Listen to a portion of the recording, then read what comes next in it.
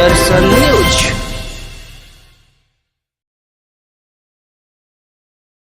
कि जनता क्या माने, हम लोग क्या मान के चले कि गरीबी कम हुई है या नहीं हुई है। देश में गरीबी बढ़ी है पिछले सालों के तुलना में अगर आप देखें तो हाँ। मोदी की बीजेपी की पिछली 10 साल की सरकार में 2014 से लेके 2024 की सरकार में अब ये थर्ड टर्म उनका स्टार्ट हो गया है। 25 से 30 करोड़ लोग गरीबी रेखा के नीचे चले गए।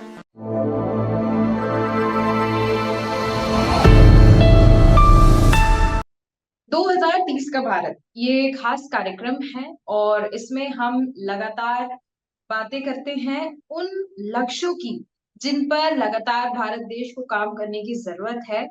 क्या अभी हालात बने हुए हैं इन लक्ष्यों को लेकर, ये भी एक आम नागरिक को भी इस बात को जानने की जरूरत होती है। और इन्हीं कुछ लक्ष्यों पर हम लगातार बातें करते नजर आते हैं। अलग अलग मेहमान हमारे साथ जुड़ते हैं और आज के जो मेहमान हमारे साथ जुड़े हैं वो हैं शिल्पी मंजूर जी, जो कि इंचार्ज है eastern Uttar Pradesh minority department Indian National Congress से। सर, बहुत बहुत स्वागत करती हूँ आपका हमारे इस खास कार्यक्रम में, खास बातचीत करने के लिए।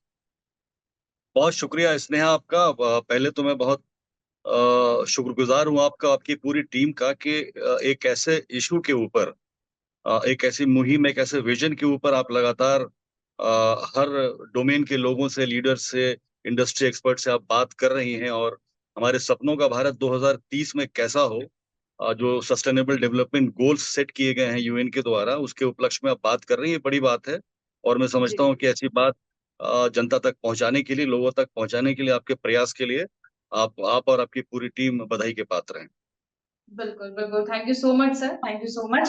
और ये 2030 के जो लक्ष्य हैं और 2030 में भारत कैसे दिखेगा, इसको लेकर ही मेरा आपसे पहला सवाल है कि 2030 तक आप भारत देश को कहाँ देखते हैं in terms of poverty, hunger and education. कि स्नेहा 2030 में भारत को कहाँ देखते हैं, अगर आप मेरी इच्छा पूछें, जो मेरी हम्म। ख्वाहिश है, जहां मैं देखना चाहता हूं अपने मुल्क को, अपने देश को, तो वो तो बहुत अलग है। मैं हम्म। चाहता हूं कि देश का हर बच्चा स्कूल जा रहा हो, जी। अच्छी शिक्षा पा रहा हो, हम्म। शिक्षा प्राप्त युवा रोजगार पा रहे हों, जी। रोजगार प्राप्त लोग अपने जीवन यापन अच्छे प्रकार से कर रहे हों, उनको चीजें सस्ती दरों पे मिल रही हों, उनको अच्छा हेल्थ सिस्टम मिल रहा हो, उनको एक अच्छा एनवायरनमेंट इस मुल्क में रहने के लिए मिल रहा हो। लेकिन मेरे हम्म। चाहने से केवल ऐसा नहीं होता है। बीइंग बिल्कुल। A politician and being involved into policy matters, आज के यस। हालात को देखते हुए मेरी जो परिकल्पना है 2030 में भारत की, क्या वो परिकल्पना 2030 के भारत की वो अचीव हो पाएगी? क्या आज की मौजूदा सरकार उसको हासिल कर पाएगी, वहां तक भारत को लेके जा पाएगी? ये एक हम्म। बड़ा सवाल है जो मैं समझता हूँ कि हम सबको बैठ के, समझ के, बातचीत करके इसके ऊपर सवाल पूछना चाहिए सरकार से। बिल्कुल, बिल्कुल आपने सही कहा। हालाँकि आपने खुद देखा होगा कि अगर हम किसी भी डिपार्टमेंट की बात करें, स्पेशली अगर हम देखें कि जो ब्रॉडकास्टिंग डिपार्टमेंट्स हैं, जहाँ से लोगों को कन्वे किया जाता है मैसेज कि भारत देश को लक्ष्य मिले हुए हैं, अभी तक रीजनल जो लोग हैं यानी लोकल लोग की बात करूँ मैं, जो ज़्यादा एजुकेटेड नहीं है या फिर जो एजुकेटेड भी है, ज़्यादा पॉलिटिक्स में इन्वॉल्व नहीं है, उनको ये भी नहीं पता है कि 2030 तक भारत को कुछ लक्ष्य मिले हुए हैं और उनको हासिल करने हैं। यानी कि कुल मिलाकर इंडिया में या भारत देश में ये देखें तो अ, अगर हम अवेयरनेस की बात करें तो बिल्कुल भी अवेयरनेस नहीं है इन चीजों को लेकर कि भारत देश को कुछ लक्ष्य मिले हुए हैं, उनको भी हासिल करना है। चलिए, इसी के साथ मैं आगे बढ़ती हूँ और अगला सवाल मेरा ये है कि गरीबी की अगर हम बात करें तो देखिए, गरीबी के बारे में कहा तो ऐसा ही जाता है, रूलिंग पार्टी कह रही है कि गरीबी कम हुई है और मेरा हर इंटरव्यू में ये सवाल रहता है कि कहा तो जा रहा है गरीबी कम हुई है और मुझे वहां से रिवर्ट यही मिलता है कि गरीबी कम हुई है तो राशन क्यों बांटा जा रहा है, राशन इतने लोगों को क्यों बांटा जा रहा है। अब मेरा यहाँ पे ये सवाल है कि गरीबी कम हुई है, कह रहे हैं रूलिंग पार्टी कह रही है गरीबी कम हुई है, ऑपोजिशन से हमें ये सुनने को मिलता है कि गरीबी अगर कम हुई है तो राशन क्यों बांटा जा रहा है। लेकिन मेरा सवाल ये है कि जनता क्या माने, हम लोग क्या मान के चले कि गरीबी कम हुई है या नहीं हुई है, या फिर ये ऑपोजिशन पार्टी और रूलिंग पार्टी आपस में ही गेम खेल लेते हैं, और क्या जनता जो है वो यहाँ पर बेवकूफ बनती नजर आती है? नहीं, इसने आपने बिल्कुल ठीक कहा। पहले तो मैं आपकी बात को सेकंड करता हूँ कि सूचना और प्रसारण मंत्रालय को जिस तरह से इस दो 2030 के लक्ष्य के जो भारत को दिया गया है जी सस्टेनेबल डेवलपमेंट गोल्स को एसडीजी को लेकर के वो लोगों तक पहुँचाने की ज़रूरत है, उसमें वो अपर्याप्त नज़र आते हैं। और मैं जी। समझता हूँ कि वो सूचना पहुँचाने से ज़्यादा ज़रूरी इस बात की विवेचना करना है कि सरकार ने 2030 के जो लक्ष्यों की प्राप्ति के लिए क्या तैयारियाँ की हैं और अभी तक हम केवल 5-6 साल और रह गए हैं 2030 में पहुँचने में, प्रवेश करने में। उस गोल के बिल्कुल। कितना करीब हम लोग पहुँचे हैं, ये समझने की बात है और उसके ऊपर चर्चा होनी चाहिए, वृहद चर्चा होनी चाहिए। दूसरी बात हम्म। ये आप कह रही थी अभी कि ये जो आरोप-प्रत्यारोप का खेल पक्ष और विपक्ष के बीच में चल रहा है, गरीबी के ऊपर हम्म। सरकार ये दावे करती है कि आज के इस भारत में गरीबी कम की गई है और हम्म। अपोज़िशन हमारी पार्टी या दूसरी अपोज़िशन पार्टियाँ या जितनी भी सिविल सोसाइटीज़ हैं, जो जी। देश का भला चाहती हैं, देश के नागरिकों का भला चाहती हैं, वो लगातार ये सरकार से सवाल कर रही हैं, पूछ रही हैं हम्म। और ये हम्म। मुद्दा उठाती रही हैं कि देश में गरीबी बढ़ी है, पिछले सालों के तुलना में अगर आप देखें तो। अब मैं जी। आप आरोप-प्रत्यारोप की बात छोड़ दीजिए, मैं डेटा के हम्म। ऊपर आता हूँ, डेटा के बेस पे बात करता हूँ आपसे। तो एक तो इस सरकार ने डेटा पब्लिश करना बंद कर दिया है। ये बहुत हम्म। बड़ी दुविधा है देश के आगे। देश की जनता सरकार की परफ़ॉर्मेंस, सरकार की जो जो काम करने की कार्यशैली है, उसकी हम्म। गुणवत्ता को जनता नापती थी डेटा के बेस पे कि सरकार ने कैसा परफ़ॉर्म किया है। जब डेटा आएगा, उसके डेटा के हिसाब से हमें पता चलेगा कि कौन-सी चीज़ में कितनी गिरावट हुई है, किस इंडेक्स में हम आगे हुए हैं, किस इंडेक्स में पीछे हुए हैं। सरकार ने वो हम्म। डेटा जारी करना बंद कर दिया है। ये बड़ी जी। विडंबना है इस देश की। लेकिन मैं जी। उसके अलावा 2-3 चीज़ों के साथ प्रामाणिकता के साथ आपको ये मैं साबित कर दूँगा कि जो गरीबी है पिछले 10 सालों में भारत के अंदर बढ़ी है। आप एक एक हम्म। बात समझें कि जब गरीबी आप कहती हैं, जब पॉवर्टी की बात होती है, तो पॉवर्टी से एक मतलब क्या समझती हैं आप? मैं बड़ी लेमैन लैंग्वेज में, बड़ी सरल भाषा में आपके सामने मैं बताना चाहूँगा। गरीबी हम्म। का मतलब कि आपकी जो परचेज़िंग पावर है, आपकी खरीदने की क्षमता कम हो जाती है। और बिल्कुल। आपकी क्षमता कम होते-होते इतनी कम हो जाती है कि आप जो बेसिक नेसेसिटी है, जो आपकी मूलभूत जो ज़रूरतें हैं आपकी, वो भी पूरा करने के लिए आप सक्षम नहीं रहते हैं। तो आपको कहा जाता करेक्ट। है बिलो पॉवर्टी लाइन हो गए। तो अब आप हम्म। एक बात समझें कि पिछले 10 सालों में जब महँगाई 4 गुना बढ़ गई है, एक हम्म। व्यक्ति जो 10 साल पहले ₹100 कमाता था और हम्म। ₹100 में डेली के कमाई पे अपने घर का सारे सदस्यों का भरण-पोषण करता था, उस जी। व्यक्ति की ₹100 की खरीदने की क्षमता आज के समय में 20, 30, ₹40 की हो गई है। बिल्कुल। परंतु उस अनुपात में उसकी आमदनी नहीं बढ़ी है। बिल्कुल। आमदनी नहीं बढ़ी है, दूसरा रोज़गार के अवसर नहीं आए। हम्म। पर्याप्त रोज़गार के अवसर इसमें तो आप मुझसे एग्री करेंगी कि पिछले बिल्कुल। 10 बिल्कुल। सालों में जिस प्रकार से बेरोज़गारी बढ़ी है, जितने भी करेक्ट। इंटरनेशनल डेटा सर्वे हैं, लोकल एजेंसीज़ के सर्वे उठा के देख लीजिए, इस समय भारत के अंदर बेरोज़गारी दर सबसे अधिक है, ऐतिहासिक रूप से ज़्यादा है। इतनी बेरोज़गारी दर सन 50 में भी भारत में नहीं थी, जब हम फ़ौरन हम्म। आज़ाद हुए थे। उससे ज़्यादा युवा हम्म। इस समय में बेरोज़गार बैठे हुए हैं। तो जब बेरोज़गार बिल्कुल। हैं, तो उसका मतलब उनके पास कमाई का कोई साधन नहीं है, यानी करेक्ट। वो गरीब हो गए।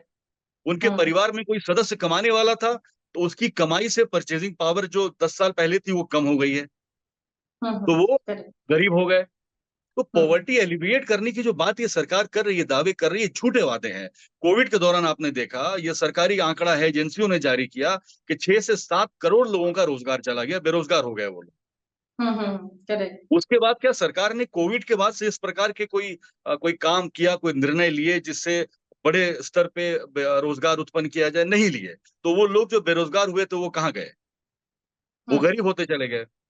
कांग्रेस के हम्म। शासन में यूपीए 1 और यूपीए 2 में अच्छी उदार जो फ़ाइनेंस की नीतियाँ थी, उसके जी। माध्यम से 20 करोड़ लोगों को गरीबी रेखा से निकाल के ऊपर लाया गया था, मध्यम वर्गीय बनाया गया था।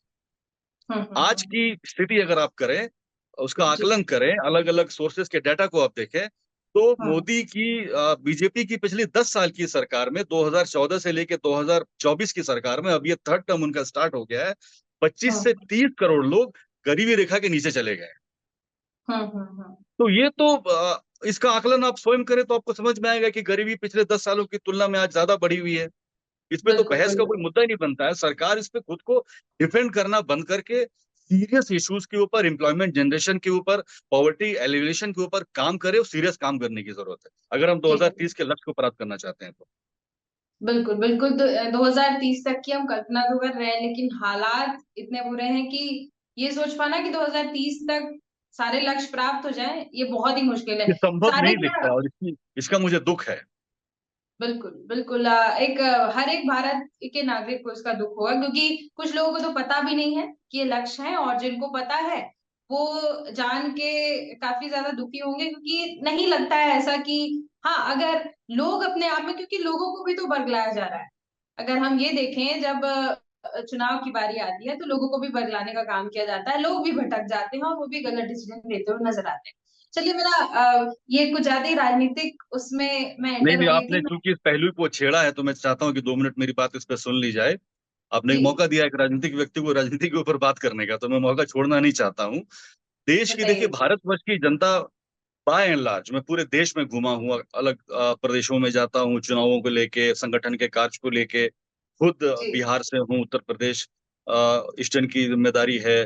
कुछ समय दिल्ली में हम्म। बीतता है, कुछ बिहार में, विभिन्न प्रदेशों में जाता हूँ, और जो मैंने बाय एंड लार्ज देखा है, हमारे देश जी। के नागरिक बड़े भोले भाले हैं, करेक्ट। सीधे हैं, सरल स्वभाव के हैं, आसानी से किसी भी बात में आ जाते हैं। तो ऐसे में हम्म। जिम्मेदारी सरकार की बनती थी कि उनको धार्मिक उन्माद से दूर रखें, उनके समक्ष वही प्रस्तुत करें जो देश के विकास के मुद्दे हो, जो देश के करेक्ट। विकास की ओर ले जाने वाली रूपरेखा पे बात होनी चाहिए। लेकिन पिछले 10 साल में मंदिर, मस्जिद, लव जिहाद और गो हत्या और इन सब चीजों से बाहर निकल ही नहीं पाए। कपड़ों से देख के पहचान लेने की बात, मतलब इस स्तर पे अगर बात होगी, देश के प्रधानमंत्री स्तर पे बात करेंगे, तो जनता तो भोली भाली है, सीधी है, सरल है, वो तो डाइवर्ट हुई जाती है, भटक जाती है। चुनाव के समय भी प्रयास करते हैं वो कॉमनलाइज करने का, तो बिल्कुल मुद्दों पे राजनीति हो नहीं पाती है और ये माहौल खराब होता है।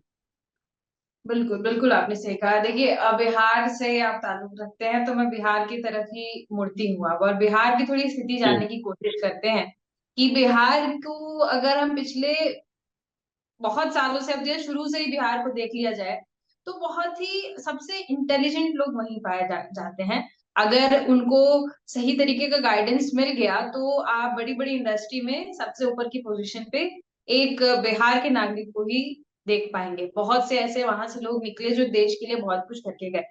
लेकिन बिहार एक ऐसा स्टेट है जहां पर गरीबी भी ज्यादा है, भुखमरी भी ज्यादा है, शिक्षा भी बहुत कह सकती हूँ कि शिक्षा ऐसी है कि उसको बिल्कुल नापा ही नहीं जा सकता, मतलब एकदम गिरी हुई शिक्षा वहां पर लोग प्राप्त कर रहे हैं। अच्छा, बाकी वहां पर ये देखा जाए तो सरकारें जो है, अगर सरकारों पे मैं जाऊं तो फायदा उठाती नजर आती है। क्या इतने सालों तक एक भी सरकार के दिमाग में ये नहीं आया कि बिहार में इंडस्ट्रीज होनी चाहिए? क्या बिहार में कंपनीज नहीं हो सकती हैं? क्यों बिहार के लोग माइग्रेट करके दूसरी जगह चले जाते हैं? क्यों बिहार के माइग्रेट होके लोग महाराष्ट्र चले जाते हैं और फिर महाराष्ट्र से उनको भगाया जाता है? क्यों बिहार के लोग भाग के दिल्ली चले जाते हैं और दिल्ली में उनके साथ गलत ट्रीटमेंट होता है? मतलब वहां के लोग एक समय तो, अब तो फिर भी थोड़ा बहुत लोगों के दिमाग में चीजें सही हो गई, लेकिन दिमाग में कुछ पहले ऐसा हुआ करता था कि लोग बताते नहीं थे कि वो बिहार से, मतलब उस स्टेट को इतना गिरा दिया गया।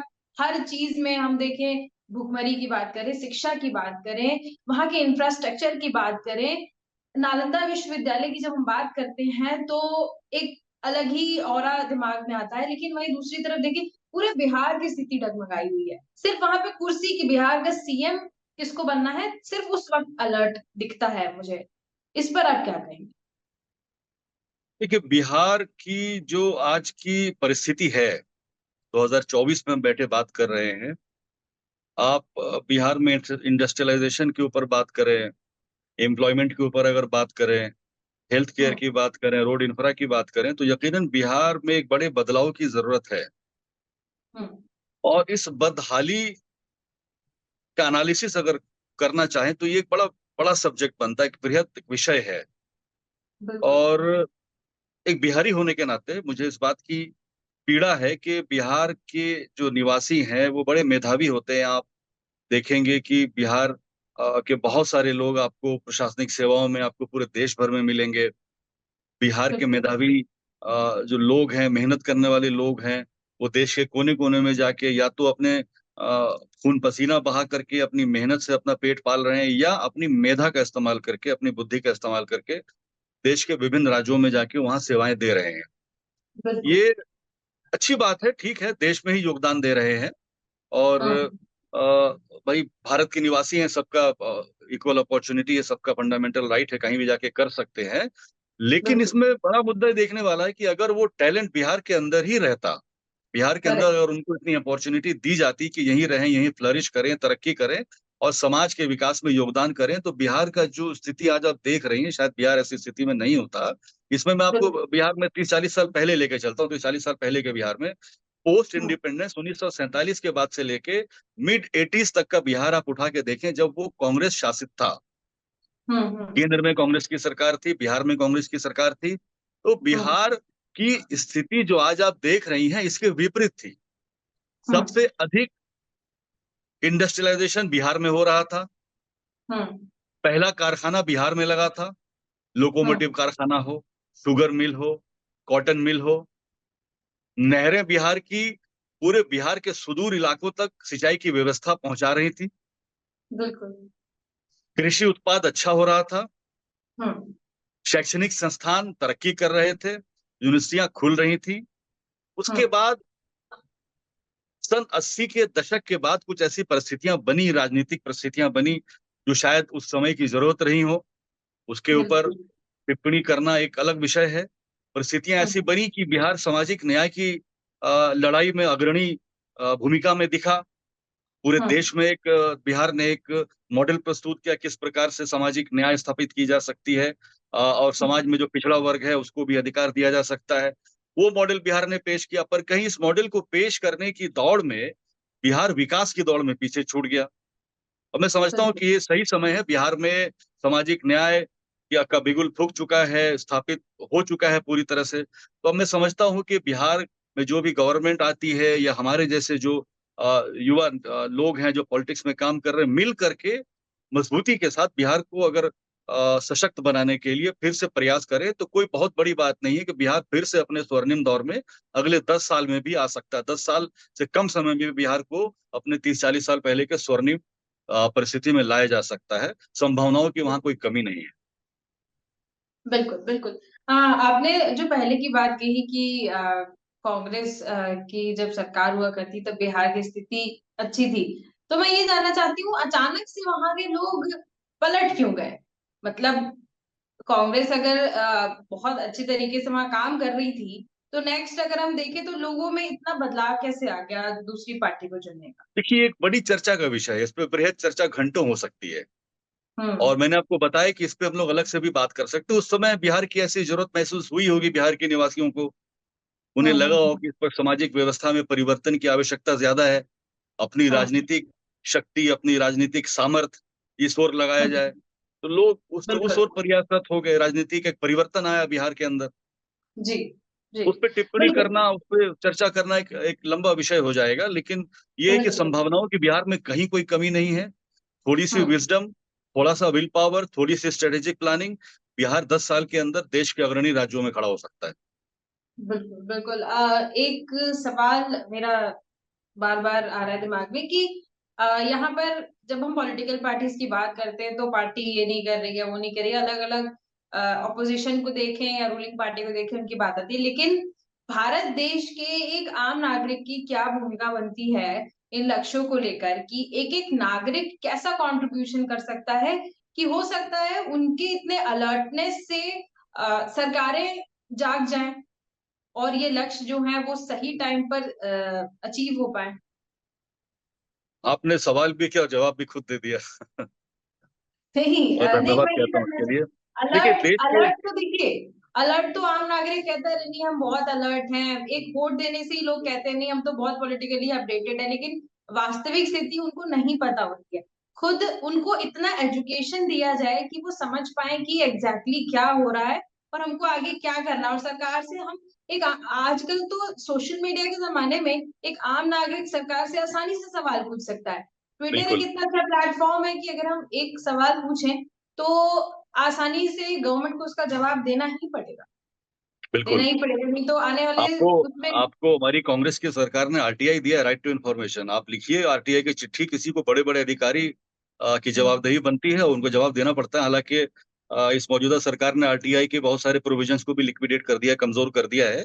लेकिन फिर भी हम्म। आपके हाथ में एक ताकत है। सवाल आपका बहुत बिल्कुल। अच्छा है, इस पे अ, बात लंबी हो सकती है, लेकिन समय कम है तो बिल्कुल। संक्षेप में मैं ये कहना चाहूंगा जी। कि पहले सोसाइटी को ओवरऑलिंग की जरूरत है। एक बड़े हम्म। स्तर पे एजुकेट किए जाने की जरूरत है। और बिल्कुल। जब हम एजुकेशन की बात करते हैं तो हम समझते हैं कि प्रोफेशनल कोर्सेज कर लिए, इंजीनियरिंग कर लिया, एमबीबीएस कर लिया, लॉ तो चलिए कुछ हद तक मैं समझता हूँ कि जागरूकता हाँ। लाता है आपके अंदर। बाकी करेक्ट। स्किल डेवलपमेंट वाले, स्किलिंग वाले कोर्सेज करके लोग समझते हैं कि उससे उनका एजुकेशन पूरी हो गई। बहुत अच्छा। मेरे हिसाब से एजुकेशन दरअसल सिर्फ स्किल कर लेना अपने आप को नहीं, परंतु आपको अपने अपने हिस्ट्री की जानकारी होना, अपने इतिहास की जानकारी होना, आपकी सरकार की व्यवस्था कैसे चलती है, सिविक्स की, प्रशासनिक व्यवस्था की जानकारी होना, और बिल्कुल। अपने खुद के अधिकार और अपने जो ड्यूटीज हैं जी। उनकी भी प्रॉपर तरीके से जानकारी होनी चाहिए। तो हमें लोगों को एजुकेट करने की जरूरत है, सोशली एजुकेट करने की जरूरत है, मीडिया बिल्कुल। एजुकेट करने की जरूरत है कि मीडिया में क्या लिखें, कैसे लिखें, मीडिया जो दिखाता है उसमें से किसको सही माने, किसको नहीं माने। पॉलिटिकली एजुकेट हम्म। करने की जरूरत है और उनको ये एहसास कराने की जरूरत है कि ये सरकार उनकी सेवक है। बिल्कुल। जब आप किसी सरकारी दफ्तर में जाते हैं तो वहां जो हम्म। अधिकारी बैठा होता है वो सरकारी नौकर है। कहते हैं ना, करेक्ट। सरकारी नौकरी में है। Government servant, yes. और सरकार किसकी है? By the people, of the people, yes. लोगों के द्वारा, लोगों की सरकार। फॉर द सरकार पीपल। आपकी है, सरकार आप है। हम्म। सरकार आपको बनने का, सरकार में आने का अधिकार 5 साल में एक बार मिलता है। जी। बिल्कुल। अपनी खुद की जिम्मेदारी को समझें, ऐसे हम्म। प्रतिनिधियों को चुनें। ग्राम स्तर हो, ब्लॉक का स्तर हो, वार्ड पे आपको अपने प्रतिनिधि चुनने हो, विधायक चुनना हो, या लोकसभा सांसद चुनना हो, आप ऐसे प्रतिनिधियों को चुने, ऐसी पार्टी को चुने जो आपके जो मूलभूत मुद्दे हैं, वो हम्म। मुद्दे, वो आपकी जो जरूरतें हैं जो सुबह से लेकर शाम तक आपको ऑक्युपाइड रखती हैं, बिजी रखती हैं, उसको जी। समझ सके। आपके रोजगार की व्यवस्था करे, आपके बच्चों के लिए पढ़ाई की व्यवस्था करे, आपके लिए अच्छी शिक्षा व्यवस्था बनाई जाए, आपके लिए अच्छी स्वास्थ्य व्यवस्था बनाई जाए, आपके लिए अच्छी जी। सड़कें बनाई जाए, आपके लिए अच्छी बिजली मिले समय पे। मुद्दों हम्म। के ऊपर बात होनी चाहिए, मुद्दों के ऊपर वोटिंग होनी चाहिए, मुद्दों के ऊपर राजनीति होनी चाहिए, मुद्दों के ऊपर राजनीति करने वाले लोगों को ही अपने कंधों में बिठा के घुमाना चाहिए। पहला सवाल तो ये, और इस तर्ज में समाज को काम करना होगा। अब रही बात कि समाज जब सवाल उठाने की बात आती है, जब देश की जनता के सवाल उठाने की बात आती है, तो आपने बहुत अच्छी बात कही कि सोशल मीडिया के माध्यम से किसी सुदूर गांव में बैठा हुआ एक व्यक्ति भी एक दिल्ली में बैठी हुई सरकार से सवाल कर सकता है। तो उनको सवाल करने की जरूरत है कि भाई सरकार हमारे लिए क्या कर रही है। सिर्फ एक बार बिल्कुल। पांच और साल में वोट डाल देने बेसिकली, से नहीं होता है। बिल्कुल, बिल्कुल बेसिकली दिक्कत ये है ना कि जो गाँव के क्षेत्र में लोग बैठे हुए हैं, सोशल मीडिया का इस्तेमाल तो ज़रूर कर रहे हैं, लेकिन जस्ट फॉर एंटरटेनमेंट पर्पज़। उनको सोशल मीडिया का पॉज़िटिव साइड नहीं पता है कि वो एक सोशल मीडिया पे एक सवाल करने से वो अपने गाँव की पूरी तस्वीर भी बदल सकते हैं। तो मैंने ये कहा ना वाला आपको, सोशल मीडिया एजुकेशन की जरूरत है कि सोशल मीडिया का कैसे इस्तेमाल करना है। बिल्कुल, उसपे लोगों को बिल्कुल। सेंसिटाइज करने की, लोगों को बताने की, अवेयर करने की जरूरत है, बड़े स्तर पे करने की जरूरत है। बिल्कुल, बिल्कुल आपने सही कहा सर। और बहुत सी ऐसी बातें बताई जो अगर एक कॉमन इंसान सुनेगा, तो ऑब्वियसली कुछ ना कुछ चेंज करने की कोशिश करेगा। और इसमें ऐसी बातें सामने निकल के आई जिसमें ये देखने को मिला कि अगर विलिंग रही, यानी कि अगर हम लगातार इन मुद्दों पर बने रहे, इस पर चर्चा होती रही, लोग भी इस मामले में एजुकेट हो गए, तो इन लक्ष्यों को प्राप्त करने में ज़्यादा देरी नहीं लगेगी। बस एक-एक नागरिक की इसमें एक-एक नागरिक का कंट्रीब्यूशन बहुत ज़्यादा इम्पोर्टेंट है। तो बिल्कुल। बहुत-बहुत मैं धन्यवाद सर। इसमें आपकी बात में बस ऐड करके कंक्लूड करने से पहले आपसे इजाजत चाहूंगा, 1 मिनट। हमारे जी हाँ। पास, अगर आप संसाधन की बात करें, तो हमारे हुँ, पास दुनिया का सबसे बड़ा मानव संसाधन है। हुँ, हम जिसे हुँ। अपनी लाइबिलिटी बना रहे हैं, अपनी जनसंख्या को, चाइना ने जी, उसी जनसंख्या को एसेट बनाया था। बिल्कुल। जिस दिन हमने अपनी जनसंख्या को एसेट में बदलने का निर्णय कर लिया, हमारे हुँ, पास दुनिया का सबसे बड़ा मानव संसाधन है। हुँ, हमारे पास बहुत बड़ा कल्टीवेबल लैंड बैंक है, बिल्कुल। और पॉसिबली कल्टीवेबल लैंड बैंक है जिसको अभी तक कल्टीवेट नहीं किया गया है। जी। हमारे पास देश में कई प्रमुख नदियां हैं। हुँ, हमारे हुँ, पास दुनिया में जिस प्रकार की भी खनिज संपदा की आपको आवश्यकता, कोयले से के यूरेनियम तक, वो हमारे देश में है। हम इतने हम्म, साधन संपन्न हैं प्राकृतिक रूप से, मानव संसाधन में, कि थोड़ा विल पावर, थोड़ी मेहनत और बिल्कुल अकाउंटेबिलिटी अगर क्रिएट कर दी जाए पॉलिटिकल पार्टीज की, जनता खड़ी होकर सवाल पूछने लगे, तो हालात बदलने में 10 साल से ज्यादा समय नहीं लगेगा। बिल्कुल बिल्कुल आपने सही कहा। और इसी विलिंग की जरूरत है हर एक नागरिक में। अगर ऐसी विलिंग आ गई तो ऑफ कोर्स जो लक्ष्य है वो बहुत ही स्मूथली प्राप्त हो जाएंगे। तो बहुत बहुत धन्यवाद सर, आपका कीमती समय देने के लिए, समय निकालने के लिए और इस खास चर्चा में हमारे साथ जुड़ने के लिए बहुत बहुत धन्यवाद। आपका बहुत धन्यवाद स्नेहा और आपकी पूरी टीम का कि आपने इस तरह की चर्चा का आयोजन किया।